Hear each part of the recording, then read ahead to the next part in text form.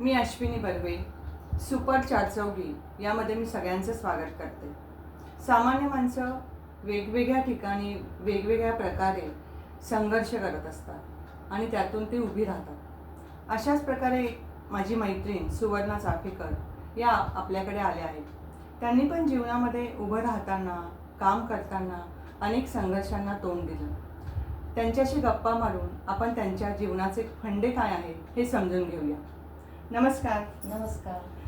मला असं खूप छान वाटतं ज्यावेळी मी तुमच्याशी बोलते किंवा तुम्ही मला काही सांगत असतात त्यावेळी मला असं अनेक गोष्टी कळतात आणि त्यावेळी माझ्या लक्षात आलं की तुम्ही लहानपणापासून खूप ॲक्टिव्ह आहात, म्हणजे काही ना काहीतरी करत आहात.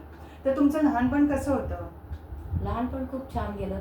आई वडील दोघं शिक्षक असल्यामुळे शिक्षणाचा जोर जास्त होता घरात आणि वेगवेगळ्या स्पर्धांमधून आम्ही भाग घेत होतो, शाळेच्या कॉलेजच्या. आणि शाळेमधून घडत गेलो आणि परत कॉलेज जीवनामध्ये पण आम्ही खूप साऱ्या स्पर्धांमधून भाग घेत गेलो.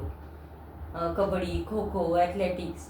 आणि एक सवय लागली होती वेगवेगळ्या स्पर्धांमधून भाग घ्यायची की आपण तिथे घडत जातो असं स्वतःला वाटायचं. पण त्यावेळी असं झालं नाही का का मुलगी आहे तर तू कबड्डी खेळू नको किंवा बॅडमिंटन खेळू नको, असं कधी झालं तुम्हाला? नाही, असं कधीच झालं नाही. कोणी आक्षेपही घेतला नाही. कधी कपड्यांवर नाही कोणी काही बोललं नाही. कधी खेळावर नाही कोणी काही बोललं नाही. जिथे निवड व्हायची तिथे आई वडील स्वतःहून पाठवायचे. जिल्हा स्तरांवर, राज्य स्तरावर आम्ही खेळायला जायचो, वेगवेगळ्या गावांना जायचो.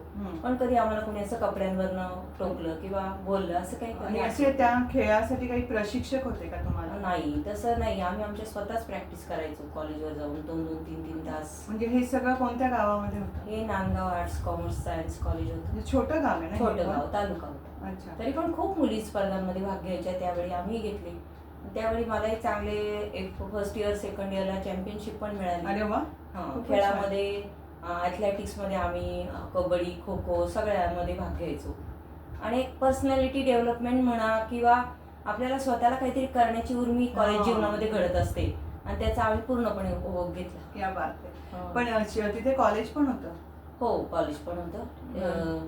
लास्ट इयर पर्यंत होतं. M.Com पर्यंत आता झाले. अच्छा. तुम्ही काय तुमचं B.Com? म्हणजे आमचं B.Com झालं. बरं. मग त्यावेळी तुमच्या बँकेच्या परीक्षा असं पण होतं? हो, स्पर्धा परीक्षा पण आम्ही खूप दिल्या. बरं. MPSC, बँकिंगच्या परीक्षा दिल्या, रेल्वेच्या परीक्षा दिल्या. स्पर्धा परीक्षांचे क्लासेस न लावता आम्ही घरीच लायब्ररीमधून पुस्तकं आणून घरीच अभ्यास केले. म्हणजे वाचनाची पण तुम्हाला आवड? भरपूर. आम्ही 11वी पासून आम्ही मेंबर होतो लायब्ररीचे. ते अजून पण आहे. आम्हाला वाचन खूप आवडतं. म्हणजे दिवसातले 2-3 तास तरी आम्ही वाचनात घालवतो. पण जेव्हा म्हणजे आता तुमचं लग्न कसं झालं? माझं लग्न त्यावेळी 89 साली रजिस्टर लग्न पद्धतीने झालं, नोंदणी पद्धतीने. आधी खूप साऱ्या लोकांना नाही आवडलं घरातल्यांना, पण मग नंतर सगळ्यांनी ऍक्सेप्ट केलं. पण तुम्हाला असं का वाटलं की आपण रजिस्टर लग्न केलं पाहिजे? नव्हता आवडत मला. म्हणजे शिक्षणाचा परिणाम म्हणा की असं आपण एवढं सगळं वाचतोय पाहतोय तर असं वाटायचं की आपल्याला पण असे मानपान किंवा हुंडा पद्धत अशी नकोय बा. मग ते आपणही फॉलो करायला पाहिजे स्वतः, तरच आपण काहीतरी केल्यासारखं होईल. खरंच. आणि आम्ही त्यावेळी रजिस्टर पद्धतीने लग्न केलं.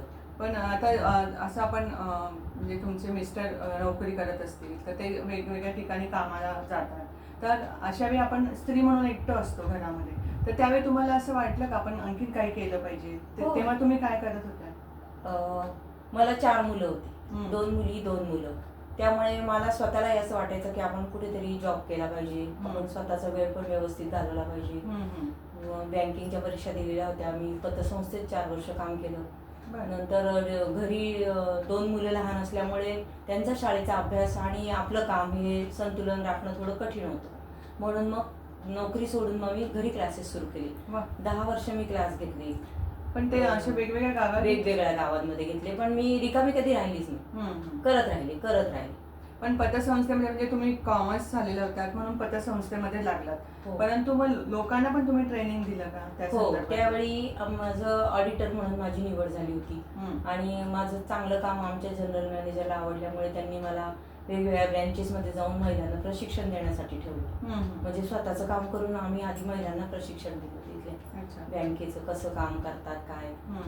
बऱ्याच मुलींना ऑडिट यायचं नाही सुरुवातीला, मग नवीन हे देतात ट्रेनिंग, तसं मग माझी निवड ट्रेनिंगसाठी पण झाली.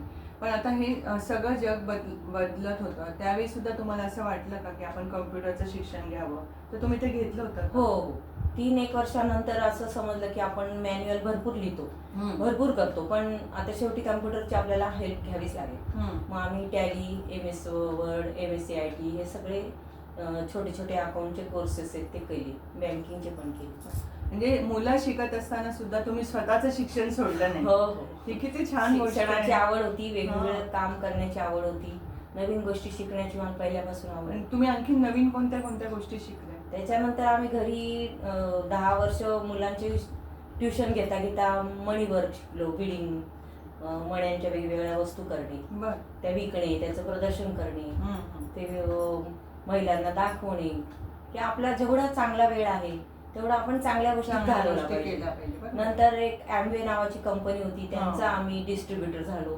डिस्ट्रीब्युटरमध्ये पण आम्ही 2 वर्ष त्यांचं प्रशिक्षण घेतलं आणि त्यांचंही काम केलं 2.5-3 वर्ष. अच्छा. पण त्यासाठी पण तुम्हाला वेगवेगळ्या ट्रेनिंगला सामोरं जावं लागलं असेल हो, ना? त्यांचं पण कंपनीचं, ती अमेरिकन कंपनी असल्यामुळे आपल्याकडे जवळ जरा वेळ लागतो वेळ. ट्रेनिंग घ्यायला, मग आम्ही ते पण पण ट्रेनिंग त्यावेळी असं लोकांशी जाऊन बोलणं की तुम्ही ही वस्तू घ्या, कारण खूप लोकांना त्याची लाज वाटते, पण तुम्ही ती वस्तू लोकांना कसं समजावून सांगितलं? तिचा युजफुल सांगायचा असतो आणि तिचा यूज लोकांपर्यंत पोहोचला पाहिजे याच्यासाठी आम्हाला थोडंसं प्रशिक्षण दिलेलं होतं. बर. आणि त्यांनी आम्ही दर रविवारी जाऊन ते प्रशिक्षण घ्यायचो. जवळजवळ 8-9 प्रशिक्षण घेतले त्यांचे आणि आम्ही त्यांच्या कंपनी जॉईन झाली आणि स्वतः डिस्ट्रीब्युटर झालो. अच्छा. म्हणजे पण त्या वेळामध्ये म्हणजे कधी कधी काय होतं की लोकांना असं वाटतं की मला ही भाषा येत नाही, मला ते जमत नाही, परंतु या सगळ्यावर तुम्ही मात केली, तर ती मात कशी केली तुम्ही? हां, थोडंसं समोरच्याच्या पद्धतीने पण आपल्याला बोलावं लागतं. असं आपण लँग्वेज प्रॉब्लेम म्हणतो, कधी आपल्याला इंग्लिश चांगलं बोलावं लागतं, कधी आपल्याला मराठी पण चांगलं बोलावं लागतं, कधी आपल्याला हिंदी पण चांगलं बोलावं लागतं. जशी समोरचा कस्टमर असेल तसं आपण त्याच्या पद्धतीने म्हणजे ते बघून बघून ते शिकत गेलो. पण असं तुम्ही कधी ठरवलं नाही काय, हे मला येत नाही तर हे मी सोडून दिलं, असं नाही कधी झालं ना तुमचं? नाही, करत गेलो, समजून घेतलं, शिकत गेलो, त्याच्यामुळे थोडं माहिती हो. झालं. आणि आता सुद्धा बघा ना, म्हणजे आपल्या डोळ्यांना या वयामध्ये त्रास होतो, तरी पण तुम्ही मण्यांचं काम शिकलं आणि इतकं बारीक काम होतं ते, तर ते सुद्धा तुम्ही ते कसं शिकलात आणि त्याची काय काय डिझाईन्स तयार केली? आणि आम्ही कॉलेजला असताना घरी मे महिन्यात एक मणी वर्क शिकायचो म्हणून शिकलो होतो. पण आता मग पाहिलं की त्याच्यात खूप सारा बिझनेस पण झालाय सुरू. मग आम्ही अजून वेगवेगळ्या युट्यूबवरनं वेगवेगळ्या कलाकृती पाहून ते पण शिकलो. नंतर आम्हाला जे जुने आधी शिकवलं गेलेलं होतं ते पण आम्ही त्याच्यात मग वेगवेगळं थोडंसं मॉडिफाय केलं आणि करत गेलो. पण हे सगळं करत असताना तुम्ही म्हणजे संसारात पण अनेक अडचणी येतात, मुलं आजारी पडतात किंवा दुसरीकडे शिकायला जातात, तर अशा वेळी तुम्ही स्वतःच्या मनाला काय सांगत होते? आता मुलं मोठे झाल्यावर त्यांना करिअर शिक्षण याची गरज आहे. आपल्या मनाला आपण छंदामध्ये अडकवलं पाहिजे आणि आपल्या आर्थिक मधून तो छंद तयार झाला पाहिजे, अशा पण पद्धतीने आपण काम केलं पाहिजे. पण आणि आता आपण म्हणजे असं होतं की लोक म्हणजे स्त्रिया बहुतेक वेळा घरातच थांबतात, असं वाटतं की काही व्यायाम करत नाही, काही हे नाही, तर तुम्ही स्वतः नेहमी असे पर्टिक्युलर राहिल्यात की आपण फिरायला गेलंच पाहिजे, तर हे स्वतःला मोटिवेशन कसं दिलं तुम्ही? कोरोना झाला, कोरोना काळामध्ये आपलं शरीर आपल्याला साथ देत नव्हतं, देवाने आपल्याला परत पुनर्जन्म दिला असं मी मला समजते. आणि मग त्याच्यातून आपण आता आपल्या भारतीय संस्कृतीमध्ये आपण जसं योगाचा आधार घेतो तसं आपल्या शरीराला आपण दररोज घडवण्यासाठी आपण योगाचा आधार घेतला पाहिजे. त्याच्यासाठी आपण आता 50 केलंय, आफ्टर झालंय, तर मग आपल्याला नंतर त्याच्यामध्ये शारीरिक आपल्या हालचाली वाढवणं, आपल्याला योगाची साथ देणं, आपलं शरीर व्यवस्थित ठेवणं खूप आता या आपल्याला कोरोनाने शिकवलंय. म्हणजे आपण आधी पण ठेवत होतो, पण कोरोनामुळे आपण अजून सजग झालोय असं मला वाटतंय.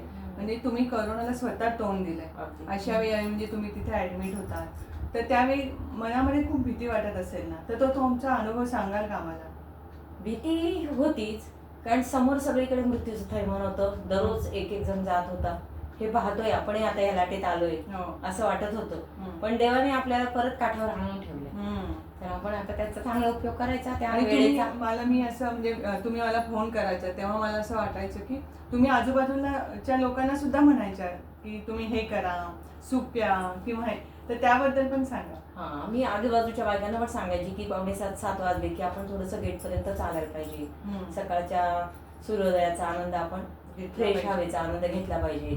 आपण असं स्वतःला समजून नाही घ्यायचं की मला कोरोना झालाय मग आता मी 24 तास झोपून राहणार, असं कधीच म्हणजे आपल्याला झालंय हे आपण स्वतःच्या शरीराला एकदा जर सांगितलं तर तो आपोआपच आपल्याला हेल्प करतो. म्हणून मग त्या पण किती यायच्या छान. माझ्या बरोबर.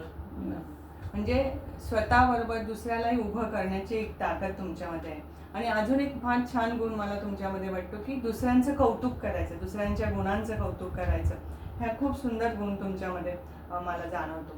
मैत्रिणींनो, आज आपण सुवर्णाताईंचं बोलणं ऐकलं, त्यांचं मत ऐकलं. आपण एका छोट्याशा जगामध्ये राहतो. आपली मुलं, आपला संसार हे आपलं छोटंसं जग आहे. पण त्या जगामध्ये सुद्धा वावरताना आपण सतत काहीतरी जर करत राहिलो तर आपण चांगलं जगतो, आपलं जगणं सुसह्य होतं. आणि ते जगणं सुसह्य करण्यासाठी सुद्धा आपल्याला चांगल्या मैत्रिणी असणं आवश्यक आहे, किंवा आपल्या आयुष्याची घडी नीट बसवणं आपल्याला गरजेचं आहे. म्हणूनच आपण अशा नवीन मैत्रिणींना भेटण्यासाठी पुन्हा सुपर चार चौघीवर येऊया. धन्यवाद.